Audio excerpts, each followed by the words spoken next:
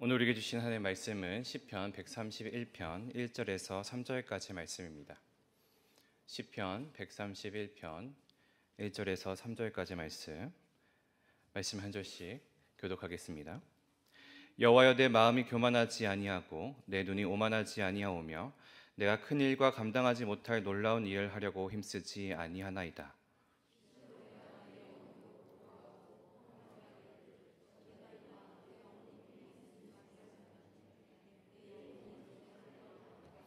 함께 읽겠습니다.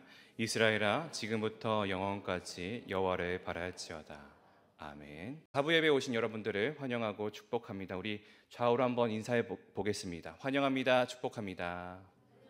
환영합니다. 축복합니다. 네. 오늘 사부 예배는 아까 말씀드렸다시피 새가족 환영 예배로서 드려지게 됩니다. 제가 기도하고 말씀 나누도록 하겠습니다. 거룩하신 아버지 하나님, 감사합니다. 이 귀한 주일, 이 맥주감사 주일 또한 새가족 환영 예배로서 주님 앞에 나아갑니다.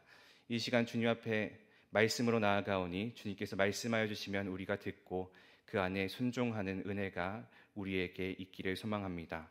주님, 우리의 심령을 붙잡아 주시고 또 우리에게 필요한 말씀을 베풀어 주셔서 참 아버지 하나님의 뜻을 분별하고 그 안에 달라진 삶으로 살아나가는 우리 모든 심령들 되게 하여 주시옵소서. 전하는 자, 듣는 자 모두에게 은혜를 베풀어 주셔서 온전히 아버지 하나님의 은혜만 드러나도록 인도하여 주시옵소서. 감사드리며 살아계신 예수 그리스도의 이름으로 기도합니다. 아멘. 우리가 함께 예배를 드리고 있습니다. 예배라고 한다면 하나님 앞에 나아가는 그런 시간이기도 하지만 또한 우리가 하나님의 가족으로서 부름받은 이들이 함께하는 시간이기도 합니다. 그래서 하나님께서는 언제나 우리가 성경을 보았을 때도 개인적으로도 임하시긴 하지만 특별히 신약시대에 보면 공동체로서 역사하심을 우리가 보게 되죠. 그런데 지금 현재의 세상이 혼자 살아가는 것, 혼자 있는 것, 그것들을 선호하는 시대가 되는 것이 참 문제죠. 혼밥, 혼술, 혼행, 그리고 혼자 예배 드리는 것, 이런 것들도 보편화되어 가고 있습니다. 특별히 저부터 시작해서 저도 여행을 혼자 다니고 밥을 혼자 먹고 하는 것, 또 혼자 살아나가는 것이 다른 사람의 눈치를 본다거나 하는 것보다 그냥 혼자 있는 게 더 편하다라는 그런 마음이 참 많이 들 때가 많죠. 그러나 하나님께서 베풀어 주신 진정한 복은 또 하나님이 보시기에는 그것이 혼자가 있는 것이 좋지 않고 함께 하는 것에 하나님의 기쁨이 있고 또 복이 있는 줄 믿습니다. 하나님께서는 우리를 혼자가 아니라 몸된 교회 또 공동체로서 부르셨기 때문입니다. 그렇다면 어떠한 공동체가 하나님이 보시기에 좋은 그런 진정한 복된 교회일까요? 어떤 사람들은 교회가 그저 어떠한 행사를 하기 위해서 또 어떠한 일을 해내기 위해서 그렇게 활동 중심의 집단으로서 교회를 이해하기도 합니다. 그러나 우리가 방금 같이 읽어본 오늘의 본문의 말씀은 우리에게 공동체의 본질이 무엇인지에 대해서 이야기를 하고 있는데 우리가 함께 그 말씀을 살펴보면서 은혜를 나누기를 원합니다. 오늘 말씀 성경책을 읽어보시면 위에 이렇게 적혀져 있죠. 다윗의 시, 곧 성전에 올라가는 노래. 이 노래들이 묶여져 있는데 그것을 우리가 순례시라고도 합니다. 순례시라는 것은 시편 120편부터 134편까지 있는 15장의 그 15편의 노래들로서 성전에 올라가는 노래 혹은 그것을 다르게 해석하면 계단의 노래, 그렇게 읽혀지기도 해석되기도 합니다.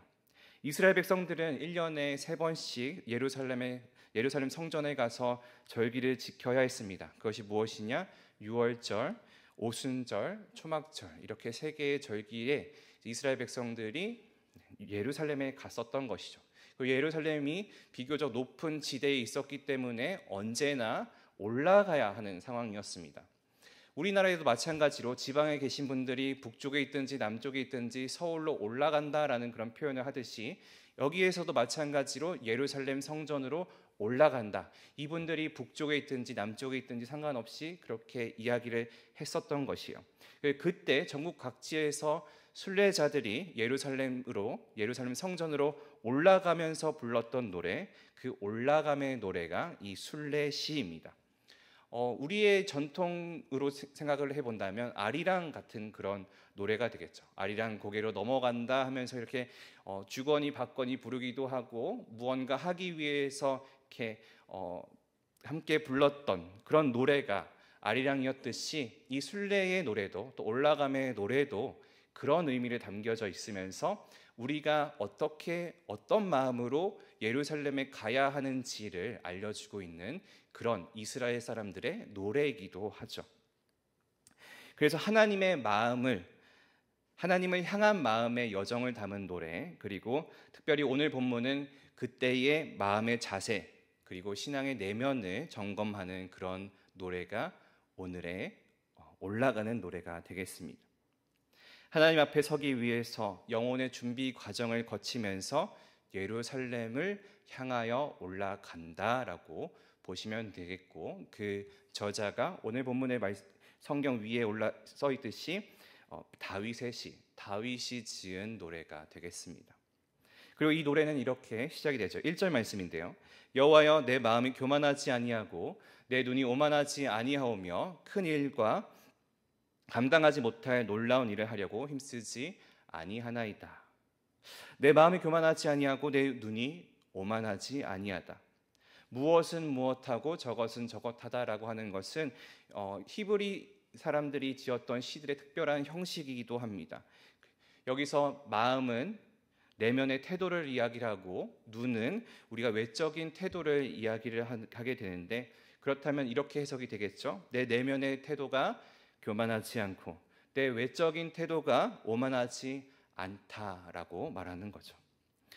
교만과 오만이 단순히 어떤 한 사람의 감정이나 태도를 이야기하는 것이 아니라 자기 자신을 바라보면서 내가 나를 과대평가해서 다른 사람을 판단하거나 또 하나님의 영역을 넘보는 그런 태도, 이런 것들을 교만과 오만이다 우리가 이야기를 할 수가 있어요. 그럼 이런 식인 거죠. 하나님, 내가 스스로 나의 영역을 넘어서 하나님의 것에 다다르려 하지 않았습니다. 모든 것을 내가 할 수 있고 내가 신이 된 것처럼, 하나님이 필요 없는 것처럼 살아간 채 나 스스로를 의지하려 살아가지 않았습니다 하는 그런 노래입니다. 그런데 우리의 삶은 어떠한가요? 내 삶의 중심이 하나님 앞에 오롯이 서지 못하게 된다면 매번 내 생각과 내 의를 드러내면서 이 세상을 살아가게 되는 거죠. 그런데 우리가 방금 이야기했듯이 이 노래는 어떠한 거죠? 스스로를 돌아보고 혹은 스스로를 이제 고쳐 나아가면서 하나님을 향해 나아가기 위해서 부르는 노래라고 하였습니다.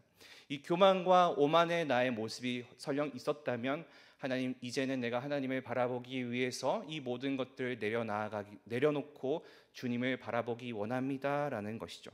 그리고 이어서 내가 큰 일과 감당하지 못할 놀라운 일을 하려고 힘쓰지 아니하나이다라고 또한 이야기하죠.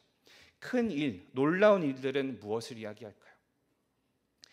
내가 사업을 벌여서 사회적인 성공을 이루고 돈을 많이 버는 그런 업적이 아니라 하나님의 영역을 넘보려고 하는 자아의 과잉, 그런 욕망들을 이야기를 하는 것이 이 큰 일과 놀라운 일입니다.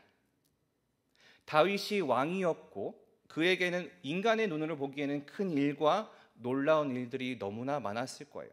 전쟁을 해야 했었죠. 나라를 지켰어야 됐죠. 나라를 운영해야 하는 큰 일들이 있었고 또 성전을 짓는 것을 준비하는 그런 큰 일들도 그의 인생에는 있었습니다. 그러나 이 본문에서 다윗은 본인이 왕이었지만 스스로를 절제하고 하나님 앞에서 절제하는 그 하나님의 뜻을 이루어 나아가기 위해서 스스로를 내려놓고 죽이는 모습으로서 스스로를 고백하고 있습니다. 공동체의 리더로서 겸손을 보이는 것이죠. 그렇게 하면 우리가 이 본문에 대해서 있어서 참 다양한 해석으로서 이야기를 할 수가 있겠지만, 특별히 저자의 관점, 다윗의 관점으로 이 본문을 본다면 나는 내가 이해할 수 없는 하나님의 일에 넘보지 않았습니다. 그렇게 우리가 이 본문을 바라볼 수가 있죠. 하나님의 큰 일이 있는데 그것을 내 능으로 하려고 하지 않았습니다. 하나님이 하시는 일이 있었는데 그것을 내 자의적인 판단으로서 하는 일을 하지 않았습니다. 오직 겸손과 신뢰의 고백으로서 노래를 하는 것이 이 본문인 것이죠. 나는 스스로를 낮추었고 하나님을 믿었기 때문에 내가 통제할 수 없는 영역까지 조급하게 손대는 일을 내가 하지 않았습니다 하는 그런 다윗의 고백입니다. 삶을 살아가다 보니까 모든 것을 나의 손아귀에 쥐려고 하는 참 많은 일들이 우리의 삶에 보여지게 됩니다. 그리고 하나님을 바라보는 것이 아니라 현재 내 눈앞에 보여져 있는 그런 상황들과 그런 시선의 눈이 뺏겨서 내가 원하는 방식대로, 내가 판단하는 대로, 내가 원하는 대로 모든 것들을 이루어내려고 하는, 선택하려고 하는 그런 삶이 있기도 하죠. 그러나 그런 마음을 가지고서는 우리가 하나님 앞에 나아갈 수가 없다라는 걸 1절이 이야기하는 겁니다. 하나님을 향하여서 나아가는 사람들이 모여 있는 곳이 교회입니다. 그렇다면 교회는 스스로를 드러내고 판단하고 스스로의 위대함을 추구하는 사람들이 모여 있는 것이 아니라 하나님의 뜻을 신뢰하고 자기 자리를 지키며 하나님이 일하실 것을 기다리는 그런 자들로서 세워진 것이 교회라는 공동체인 줄 믿습니다. 자신을 높이려는 사람들이 아니라 하나님을 경외하고 자기를 절제하는 그런 사람들로 인하여서 형성된 것이 교회임을 우리가 기억하기를 원합니다. 이어서 2절인데요. 우리 함께 2절 한번 읽어볼까요? 시작. 실로 내가 내 영혼으로 고요하고 평온하게 하기를 젖된 아이가 그의 어머니 품에 있음 같이 하였나니 내 영혼이 젖된 아이와 같도다. 고요하고 평온하게 하다라는 이 표현은 내가 의지적으로 내면을 다스리고 안정시켰다, 스스로 평온을 선택하였다라는 의미를 담고 있습니다. 나는 내 영혼이 고요해지고 평온해지기로 선택하였다. 그런데 거기에 어떤 것이 더해지죠? 젖된 아이에 대한 이야기가 더해지게 됩니다. 자녀가 있으신 분들, 조카가 있으신 분들을 보면 알겠지만 갓난 아이들은 어떻죠? 언제나 떼를 쓰고 모든 것을 얻어내려고 하고 어머니의 품에 앉아 있으면서 그 젖을 얻어내려고 하는 그런 모습들이 가지고 있습니다. 그런 본능을 가지고 있죠. 그러나 갓난 아이가 아니라 이미 젖을 뗀 아이는 배고픔을 채우려는 본능으로 어머니의 품에 안기는 것이 아니라 어머니의 품 안에서 평안과 안정을 찾는 아이이죠. 나와 어머니 사이의 관계로 인하여서 내가 그 품이 따뜻하고 나를 안전하게 한다, 나를 평안하게 한다라는 것을 알기 때문에 이 아이들은 어머니 품에 들어가게 되는 겁니다. 그렇다면 이것을 우리가 하나님과 우리 사이의 관계로 적용하면 어떻게 될까요? 우리가 갓난 아이처럼 무언가를 얻어내려고, 젖을 얻어내려고, 배를 채우려고 울고 그 안에 들어가야만 내가 이것을 얻어낼 수 있기 때문에 그 품에 들어가는 것이 아니라 하나님 안에 있는 것 자체로 내가 만족할 수 있고 하나님 품 안에 있는 것으로 내가 평안을 찾을 수 있는 그것으로 만족하게 되는 심령을 이야기를 하는 거죠. 성숙한 신앙인의 내면 상태를 이야기를 하는 겁니다. 하나님을 통하여서 만족할 줄 알고 의존하는 것이 아니라 하나님을 신뢰하고 그리고 고요함으로 주님 앞에 서는 것. 그렇기에 내 영혼이 젖된 아이와 같도다라고 하는 이 마지막 문장 또한 앞 문장의 내용을 반복하면서 또 강화하면서 내가 하나님께 완전하게 딱 붙어있는 그것으로 내가 평온을 찾고 그 안에 있는 것이 나를 안정하게 하는 그 고요한 모습을 묘사하는 거죠. 마치 예수님께서 이렇게 비유한 것과 마찬가지라고 생각이 되는데 요한복음 15장 5절에 이렇게 되어 있죠. 나는 포도나무요 너희는 가지라 내가 그 안에 그가 내 안에 내가 그 안에 거하면 사람이 열매를 많이 맺나니 나를 떠나서는 너희가 아무것도 할 수 없음이라. 내가 하나님께 붙어있기 때문에 붙어있기 때문에 그 안에서 내가 평안을 찾을 수 있게 되고 그 안에 내가 정말로 만족함을 누리게 된다라는 그런 의미를 예수님께서도 말씀하시는 거죠. 하나님과 우리의 사이의 관계도 마치 이런 것처럼 딱 붙어있는 그 포도나무와 가지의 모습처럼, 그리고 젖된 아이가 어머니 품 안에서 딱 이렇게 감겨져 있는 모습처럼 그것 안에서 우리가 평온을 찾고 만족을 찾는 우리의 모습들이 되기를 소망합니다. 하나님 앞에 나아가는 교회 공동체도 마찬가지죠. 젖먹이가 어머니에게 먹을 것을 요구하는 그런 것이 아니라 마냥 하나님께 나아가서 이것저것 달라 그렇게 요구하는 그런 사람들의 모습들이 아니라 젖을 땐 아이가 어머니의 품 안에 그 안에서 평안을 찾듯이 우리도 하나님 안에서 이미 만족을 누리는 그러한 사람들이 모여있는 곳, 그곳이 교회이며 그곳에서 우리가 평안을 이루게 됩니다. 따라서 진정한 공동체는 하나님 안에서 만족한 줄 아는 이들이 모여져 있고, 그리고 내면의 질서를 이루는 자들이 모여 있어서 그러할 때에 우리가 온전한 평안을 누리게 되죠. 마지막으로 3절입니다. 이렇게 되어 있죠. 이스라엘아 지금부터 영원까지 여호와를 바랄지어다. 다윗의 시는 그저 자신의 고백, 내가 평안을 찾게 했다, 내가 다른 것들을 선택하지 않겠다, 하나님 앞에 온전한 것을 내려놓겠다라고 하는 것을 넘어서 이제 공동체 전체, 나라 전체의 신앙의 태도로서 부름을 하고 있죠. 1, 2절이 때로는 누군가 개인의, 특별히 오늘 같은 경우 오늘 본문같이 다윗 개인의 고백이었다면, 이제 3절은 공동체 전체를 아우르고 있죠. 여호와를 바랄지어다라고 할 때에 이 바라라는 것은 히브리어로 야할이라는 단어가 쓰여지는데, 이것은 그저 소망하는 것, 그런 의미를 가지고 있는 것이 아니라 기다림과 신뢰를 포함한 기대를 이야기를 하고 있는 것입니다. 그리고 거기서 이 기다림과 신뢰를 통하여서 우리가 얻을 수 있게 되는 것이 무엇이죠? 인내와 확신입니다. 그래서 여호와를 바랄지어다라는 것은 하나님 앞에서 기다리고 신뢰하고 바라고, 그리고 그것을 한 단계 넘어서서 인내하고 그리고 확신하라라는 그런 의미를 담고 있습니다. 따라서 이 고백은 예루살렘 그 시온을 향한 그 순례자들의 고백이자, 또 오늘날 우리 교회 공동체가 함께 부를 수 있는 그런 노래가 되는 그런 찬양이 될 줄 믿습니다. 그리고 이제 장차 오실 메시아를 기다리고 또 교회를 향한 궁극적인 말씀이기도 하죠.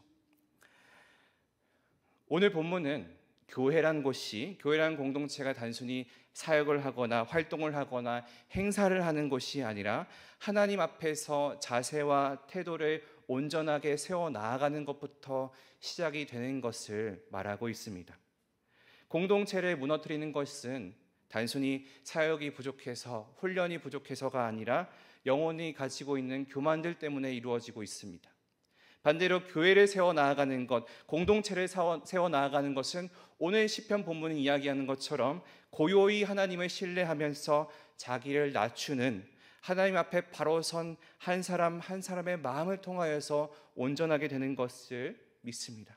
그리고 이것이, 이 고백이 개인의 고백으로 끝나는 것이 아니라 3절이 이야기하는 것처럼 이스라엘아 부르면서 모두를 아우러서 나아가는 것처럼 우리 교회가 한 사람 한 사람을 넘어 공동체로서 겸손과 신뢰함, 그리고 성숙함과 고요하고 평온함을 가지고 참된 공동체를 세워나가는 그 기초가 만들어지게 될 것을 선포하고 있는 것이죠. 따라서 우리에게 필요한 것은 어떠한 커다란 결단이나 커다란 목소리를 내는 것이 아니라 지금부터 영원까지 여호와를 바라는 한 공동체가 되어가는 것, 그 안에 있는 그 고요한 마음을 가지고 있는 것이 시작이 되어야 할 줄 믿습니다. 그리고 여기서 중요한 것은 그저 한 사람의 마음이 고요해지고 공동체가 그저 평안을 이루는 것이 끝으로 나아가는 것이 아니라 더 깊이 복음을 바라보게 하는 것이 오늘의 말씀이에요. 왜냐? 다윗이 고백한 이 겸손과 신뢰와 고요한 영혼은 당차 오실 진정한 왕, 참된 그 겸손의 왕, 예수 그리스도를 그려내고 있기 때문입니다. 오늘 이 다윗의 시가 이야기했던 것처럼 스스로를 비우고 죽기까지 복종한 한 분이 계시죠. 다윗의 자손으로 오셨지만 왕궁이 아니라 마곡간에서 태어나신 그분이 계시죠.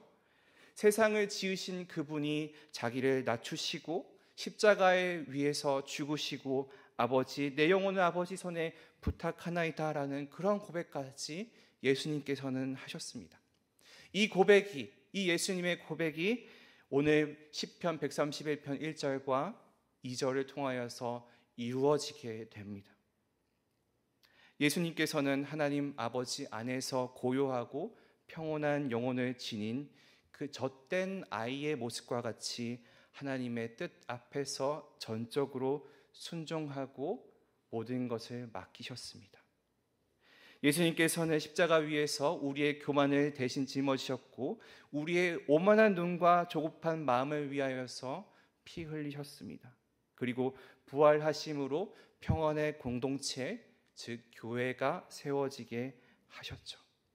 이제 그리스도 안에 있는 우리는 더 이상 자기의 의를 추구하는 것이 아니라 은혜로 부름받은 하나님의 자녀입니다. 한 가족된 공동체이죠. 그리고 예수 그리스도와 연합함을 통하여서 우리는 하나님의 뜻을 신뢰하면서 살아갈 수 있게 됩니다. 그러기에 이 노래는 어쩌면 다윗 한 사람의 노래가 되고 또 어쩌면 순례자 한 사람 한 사람의 노래가 될지 모르지만 이것을 넘어서 예수 그리스도를 통해서 성취될 복음을 보여주고 있는 그러한 노래라고 우리가 함께 바라보았으면 좋겠습니다. 예수 그리스도의 죽으심과 부활하심으로 우리는 진정한 공동체가 되었고 그분의 십자가 안에서 우리는 비로소 하나님 앞에 낮아지게 되었습니다. 그리고 하나님 안에서 만족하는 그러한 심령을 누릴 수 있게 되었죠. 사랑하는 우리 성도님 여러분, 우리는 이 짧은 131편의 노래를 통하여서 참 교회를 어떻게 세워나가야 할지, 또 교회에 나아오는 우리의 모습들이 어떠한 마음을 가져야 하는지에 대해서 함께 살펴보았습니다. 특별히 오늘 새가족 환영 예배로서 새가족 여러분들을 함께 모시고 예배하지만 이것이 그저 하나의 공동체의 일원, 하나의 조직의 일원으로서 일원이 되시길 바라는 그런 마음으로 우리가 이 예배를 드리는 것, 이 행사를 하는 것, 이렇게 말씀을 나누는 것이 아닙니다.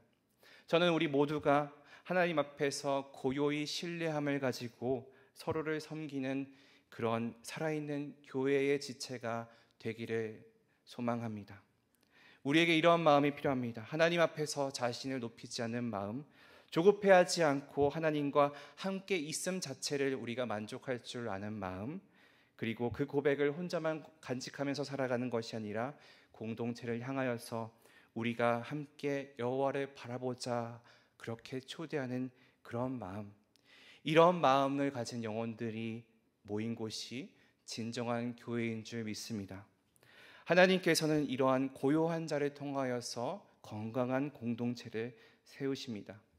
오늘 여러분들께서 이 공동체의 일원이 되신 것은 단지 내가 이사를 오거나 또 교회를 옮겨서 내가 이 온사랑 교회를 나아가겠다, 등록하겠다, 내가 다니겠다 그렇게 선택하고 등록하셨기 때문에 그런 것이 아니라 하나님 앞에서 고요하고 겸손한 심령으로 함께 예배드릴 준비가 되어 있기 때문에 우리가 함께 이 자리에 있는 줄 믿습니다. 그리고 우리가 함께 이 고백을 했으면 좋겠습니다. 우리 큰 소리로 3절을 한번 같이 읽어보았으면 좋겠는데요. 함께 읽겠습니다. 시작. 이스라엘아, 지금부터 영원까지 여호와를 바랄지어다. 이것이 우리 교회가 함께 바라야 할 공동체의 모습이고 또한 우리가 걸어가야 할 신앙의 방향인 줄 믿습니다. 제가 문장을 몇 개 준비했는데 함께 보았으면 좋겠습니다. 우리가 겸손히 주를 따를 때 교회는 더욱 하나가 됩니다. 우리가 하나님을 신뢰할 때에 교회는 더욱 평안해집니다. 우리가 서로에게 복종하고 사랑할 때에 이곳은 성령 충만한 공동체가 됩니다. 이 마음이 우리의 모두의 고백이 되기를 주님의 이름으로 축원합니다. 기도하겠습니다. 사랑과 은혜가 풍성하신 아버지 하나님 감사합니다. 주님께서 축복하신 이 날 우리가 아버지 앞에 나아가고 또한 예배합니다. 우리의 공동체가 또한 새 가족들이 하나님 앞에 겸손으로 하나님 앞에 모든 것을 내어놓음으로 살아가게 하여 주시고 그 안에 온전케 하시는 아버지 하나님, 또 은혜를 베푸시는 아버지 하나님을 우리가 함께 바라보도록 인도하여 주시옵소서. 우리에게 은혜 베푸실 아버지 하나님, 또 우리를 하나 되게 하여 주셔서 아버지 하나님을 바라보게 하실 이러한 교회가 되도록 인도하여 주시옵소서. 감사드리며 살아계신 예수 그리스도의 이름으로 기도합니다. 아멘.